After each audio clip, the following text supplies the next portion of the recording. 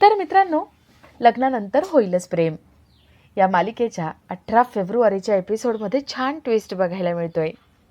आणि ट्विस्ट असा असणार आहे की नंदिनी जीवा कॅफे मिलनमध्ये भेटतात. नंदिनी म्हणते, काय काम होतं बोला. जीवा म्हणतो, मी नाही बोलवलं तुला, तू मला फोन करून बोलवलं. नंदिनी म्हणते, मी तर मेसेज बॉक्स उघडला पण नाही.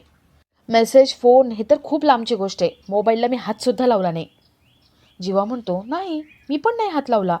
आपण दोघं भांडत होतो आणि त्यावेळेस दादाने मला बॅग खाली आणून दिली. जीवा थोडा विचार करतो आणि म्हणतो, एक मिनिट, आत्ता मला कळते. दादा माझी बॅग आणायला गेला आणि काव्या तुझी पर्स आणि मोबाईल आणायला गेली. त्यावेळेस दादा आणि काव्याने हे सगळं ठरवलं असेल. त्यांनी आपल्याला मेसेज केला असेल. तर इथे पार्थला रम्याने जे सांगितलं होतं की काव्यासाठी काहीतरी युनिक कर, काहीतरी स्पेशल कर. काव्याने तुझ्यासाठी एवढं रक्त वाहिले, तिच्यासाठी तू रक्त व्हायला हवं, हे पार्थला आठवत असतं. पार्थ थोडा विचार करतो आणि काव्याचं स्केच काढतो. काव्याच्या त्या स्केचमध्ये तिच्या गळ्यातला जो नेकलेस असतो त्यात तो स्वतःच्या रक्ताने रंग भरतो आणि तो काव्याला स्केच दाखवतो. पार्थ विचारतो, काव्या बघा ना, छान आहे ना. काव्याला स्केच आवडतं. पार्थ म्हणतो, काव्या अहो काहीतरी स्पेशल आहे याच्यामध्ये, विशेष आहे बघा. काव्याला कळत नाही. पार्थ तिला नेकलेस दाखवतो आणि म्हणतो, काव्या हा नेकलेस मी माझ्या स्वतःच्या रक्ताने बनवला आहे. काव्या खूप चिडते आणि पार्थच्या जोरात एक कानाखाली मारते. आता रम्याचं ऐकून पार्थने तर चूक केली आहे, पण पार्थ पुन्हा एकदा काव्याचा विश्वास कसा जिंकतोय, काव्या पार्थ त्यांच्यामध्ये सुरळीत सगळं कसं होतंय ते बघण्यासारखं असेल. तर या सगळ्याची सुरुवात कशी होते ते थोडक्यात पाहू. तर मालिकेत आपल्याला असं बघायला मिळतंय की जीवा ऑफिससाठी रेडी होतो आणि खाली येतो. काव्या वर जात असते. काव्या विचारते, पार्थ उठलेत का. जीवा म्हणतो, मला नको विचारू, तुझा नवरा रात्रभर घोरत होता, मला तर झोपू पण नाही दिलं त्याने, निघालो मी आता ऑफिसला. काव्या म्हणते, जीवा तुझे आता भावासोबत झोपायचे दिवस संपलेत, बायकोसोबत झोपायचं. जीवा म्हणतो, जा जा वर जा तू. काव्या वर जाते आणि जीवा किचनमध्ये जातो. पार्थ इथे रूममध्ये झोपलेला असतो. काव्या त्याला खूप आवाज देते, उठवण्याचा प्रयत्न करते, पण पार्थ काही उठत नाही. काव्या त्याला गालावर किस करते आणि पार्थ पटकन उठून बसतो. पार्थ म्हणतो, काव्या आपण आज कुठेतरी बाहेर जाऊ. काव्या म्हणते, नाही हा, जीवा आणि नंदिनीताई यांचं सगळं सुरळीत झाल्याशिवाय आपण कुठेही जायचं नाही. काल आपण प्रॉमिस केलं ना, त्या दोघांना एकत्र आणल्याशिवाय आपण एकत्र यायचं नाही. पार्थ म्हणतो, काय करायचं मग. काव्या म्हणते, हा जीवा असा कसा आहे हो, तुम्ही व्हिडिओ दाखवला पण त्याला नंदिनीताईबद्दल काहीच वाटलं नाही. पार्थ विचारतो, कसला व्हिडिओ, काय बोलताय. काव्या म्हणते, म्हणजे अहो पार्थ, मी काल नंदिनीताईचा व्हिडिओ शूट केला, एवढी मेहनत केली आणि तुम्हाला व्हिडिओ पाठवला आणि तुम्ही दाखवलाच नाही. पार्थ म्हणतो, काल जीवाशी बोलता बोलता कधी झोप लागली मला कळलंच नाही, मी पण नाही बघितला तो व्हिडिओ. काव्या म्हणते, याला काय अर्थ आहे पार्थ. अहो मी तुम्हाला एवढा व्हिडिओ पाठवला, तुम्ही तो दाखवला असता ना तर जीवाचा राग एका मिनिटात गेला असता. पार्थ म्हणतो, मग आत्ता दाखव व्हिडिओ, चला खाली. दोघंही खाली जातात. पार्थ काव्यासमोर बघतात तर समोर जीवा नंदिनी भांडत असतात.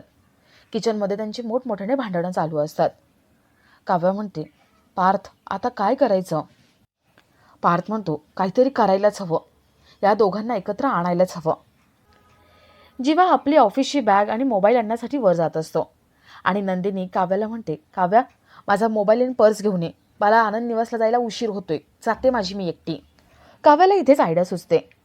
जीवा वर जात असतो आणि काव्या त्याला थांबवते. काव्या पार्थला म्हणते, पार्थ अहो तुमच्या या छोटे भैयासाठी काहीतरी करा ना तुम्ही. तुम्ही जा आणि तुमच्या छोटे भैयाची बॅग खाली घेऊन या, जरा हिरोगिरी दाखवा. ती पार्थला डोळा मारते. पार्थला कळतं की काव्याची काहीतरी आयडिया आहे. पार्थ जीवाची बॅग आणि मोबाईल आणण्यासाठी वर जातो आणि काव्या नंदिनीची बॅग आणि मोबाईल आणण्यासाठी रूममध्ये जाते. काव्या रूममध्ये येते आणि पार्थला फोन लावते. काव्या पार्थला म्हणते, पार्थ अहो तुम्ही एक काम करा, तुम्ही जीवाच्या नंबरवरून ताईला मेसेज करा की 2 वाजता कॅफे मिलनमध्ये भेटायला ये आणि त्यात सॉरी असं सुद्धा लिहा. आणि मी सुद्धा इथून ताईच्या मोबाईलवरून जीवाला मेसेज करून ठेवते. दोघं दुपारी 2 वाजता भेटतील. आज कॅफे मिलनमध्ये त्या दोघांचं मिलन होईल. पार्थ, काव्या, जीवा, नंदिनी यांना मेसेज करून ठेवतात. आणि पार्थ, काव्या, जीवा, नंदिनी यांना बॅग द्यायला बाहेर येतात. ते दोघं जीवा नंदिनीला बॅग देतात आणि मोबाईल देतात. त्यांना मोबाईल चेक करायला सांगतात. पण जीवा नंदिनी घाईमध्ये असतात आणि ते तसेच तिथून निघून जातात. मोबाईल चेकही करत नाही. पार्थ काव्याला म्हणतो, काव्या चला, व्हॅलेंटाईन डेचं गिफ्ट द्यायचं आहे तुम्हाला. पार्थ काव्याला रूममध्ये घेऊन येतो. काव्या त्याला ब्रश करायला पाठवते आणि तेवढ्यात तिथे मानिनी येते. मानिनी विचारते, काव्या मला आज एका ठिकाणी जायचं होतं, तू येशील का? काव्या थोडा विचार करते आणि म्हणते, आज पार्थला सतावण्याचा हाच दिवस आहे, आपण थोडा त्रास देऊ त्यांना. काव्या म्हणते, चालेल आई, मी येते तुमच्यासोबत. तेवढ्यात तिथे पार्थ येतो. पार्थ काव्याला म्हणतो, काव्या व्हॅलेंटाईन डेचं गिफ्ट. मानिनी म्हणते, काय रे, काय चाललंय, काय देणार काय गिफ्ट तू?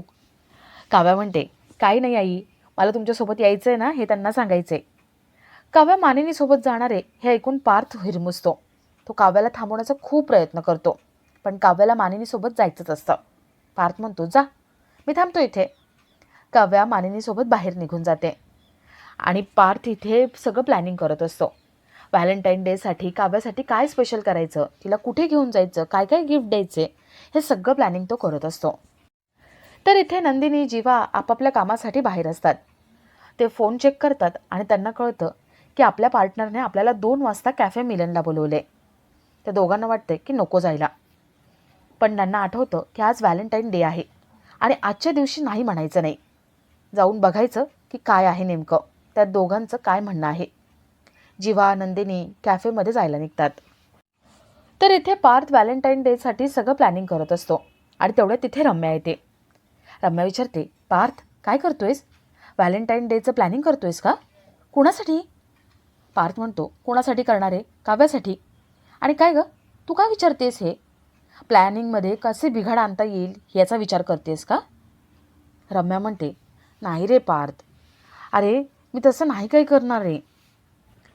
कसं असतं ना, आमच्यासारख्या सिंगल लोकांना कपलच्या अशा प्लॅनिंगमध्ये क्युरियोसिटी वाटते आणि म्हणून मी विचारलं. पण ठीक आहे, तुला सांगायचं नसेल ना, नको सांगूस. रम्या जात असते.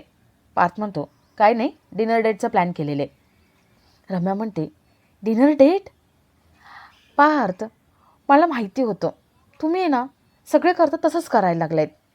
डिनर डेट आणि त्यानंतर एखादं गिफ्ट, हो ना? अरे पार्थ, पण तुला कसं कळत नाही आहे रे.